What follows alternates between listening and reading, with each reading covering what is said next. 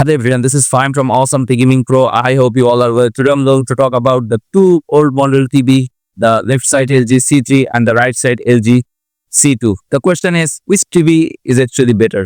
If you are new in my channel, then please subscribe and press the bell icon for future notifications and upcoming videos. I have another channel named Tech Gaming Villa where I upload similar kind of tech videos like TV comparison, sound system, home theater. You can check and subscribe. The LG C2 OLED and the LG C2 OLED are very similar TVs, with the C3 being a marginal improvement over its predecessor. The LG C3 is a bit brighter, but this isn't noticeable in practice. The LG C3 also has better low-resolution sharpness processing, making legacy content on DVDs or low-resolution online streaming look better than on the LG C2. The LG C3's biggest improvement over the LG C2 is its support of DTS audio formats.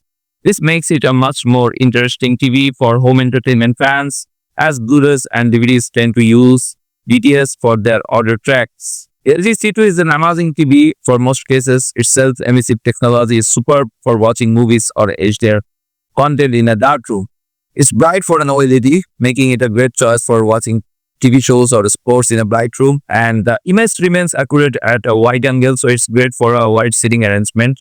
It has an impressive selection of gaming features and its low input lag results in a fantastic gaming experience. On the other hand, LG C2 OLED is remarkable TV overall. The TV is very good brightness in both HDR and HDR, makes it well suited to watching anything from HDR content to the latest hit movies in HDR. It also has super bit selection handling, so the TV can handle bright rooms or glare without issue. But like almost every OLED on the market, it's better suited for a dark room where its OLED panel with its deep inky blacks truly performs at its best. Its very low input lag makes it a gamer's dream, as your inputs are translated almost instantaneously to the screen, and its superb response time makes it a great choice for any fans of fast-moving content, be it sports or games, as action stays clear and crisp throughout. The TV also supports DTS, making it a fantastic choice for your home entertainment center. If you see the design of this 2TV, the LG C2 has a very sleek, modern design. The thin bezels are nearly invisible from a normal viewing distance, and the silver border looks great. On the other hand, LG C3 has the same design as 2022's LG C2 OLED. It has a thin silver border with bezels so thin you can barely notice them when sitting from a normal viewing distance. It looks slim and bordered. The stand is small on LG C2, so it doesn't support the TV very well and wobbles quite a bit. The stand lifts the bottom of the screen about 2 inches above the table, which isn't quite enough to fit most soundbars. On the other hand, the 65-inch LG C3 is identical to the stand found on the 65-inch LG C2 OLED, and it has the same issues. It's a bit small and the TV wobbles on it. However, it doesn't take the TV long to settle after it starts wobbling, so it isn't an issue in practice.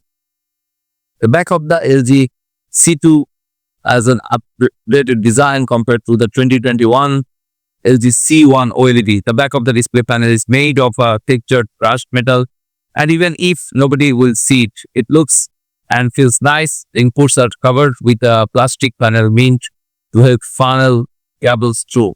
On the other hand, the back of the LG C3 TV feels quite nice. It's made of textured brushed metal. It almost feels like fabric to a touch. A large plastic panel is on the back with the inputs on its right-hand side.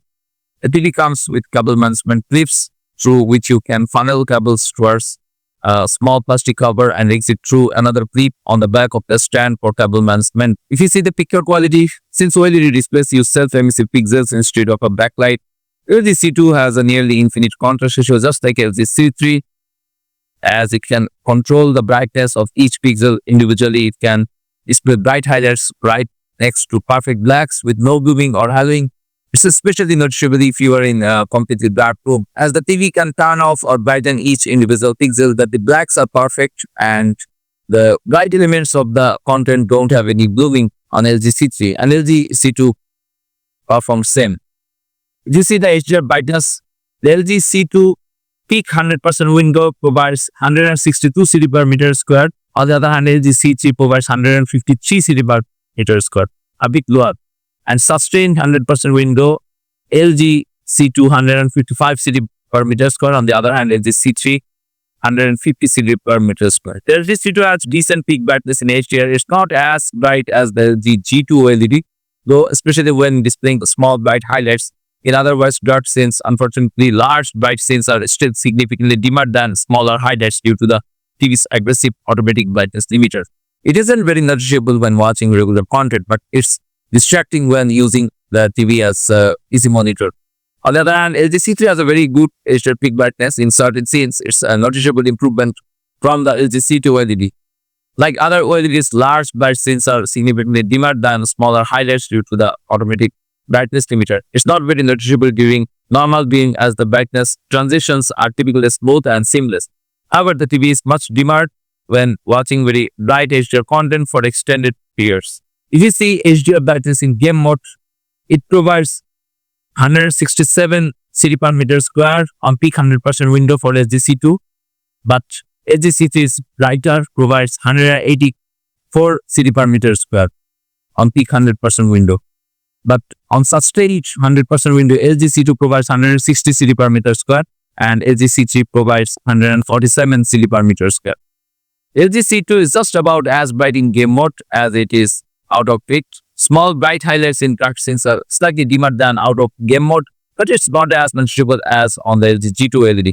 On the other hand, LG C3 is dimmer in game mode than in other picture modes, and it's noticeable if you swap between game mode and other modes. Still, it's bright enough for a decent HDR gaming experience, and it's an improvement over the LG C2 OLED. On LG C2, most scenes display at the correct brightness level, if a tad on the bright side, and it tracks the PQEOTF exceptionally well for content mastered at 600 and 1000 nits, which is what most content is mastered at.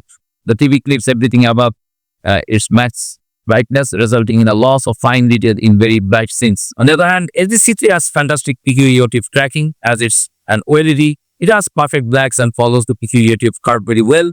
When the TV gets near its peak brightness, its tracking acts differently based on the content. It's displaying the TV can display most content mastered at 600 and 1000 nits. So no roll-off is necessary. If you see the HDR brightness on LG C2, it provides 186 cd per meter square on peak 100% window. On the other hand, LG C3, a bit brighter, provides 216 cd per meter square on HDR brightness on peak 100% window. But on sustained 100% window, LG C2 provides 178 cd per meter square and LG C3 provides 214 cd per meter square, a bit brighter. LG C2 has good peak brightness in HDR. It's bright enough to overcome glare in bright rooms, but sadly, large bright scenes are dimmed considerably by the TV's automatic brightness limiter. This isn't very noticeable with most regular content, but it's distracting when watching some sports like hockey. On the other hand, LG C3 has very good peak brightness in HDR. It's a bit brighter than LG C2, especially noticeable when bright elements take up most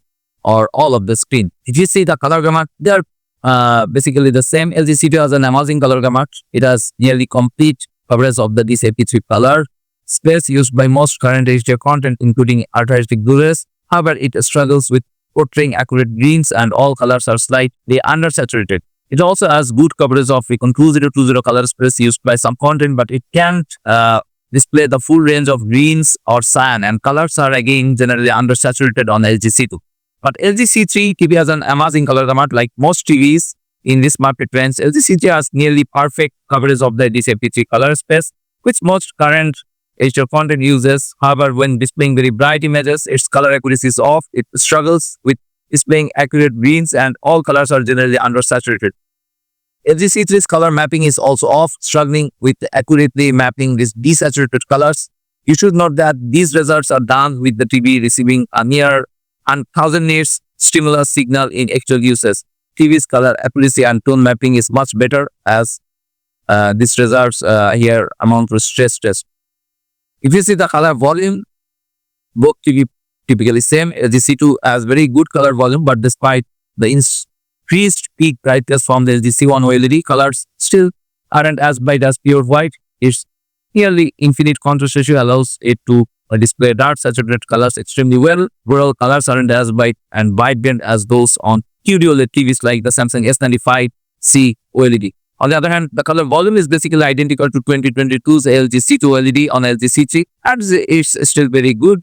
LG C3 can push its white luminance a bit further, yet it's still far from pure white. It also displays dark saturated colors well. If you ask me, then I will definitely choose the LG see-through. On 2025, it's a great value. LG see-through will be a great choice, but LG C2 won't disappoint you. So what's your thought about this 2 TV? Please write in the comments below. That's it from now.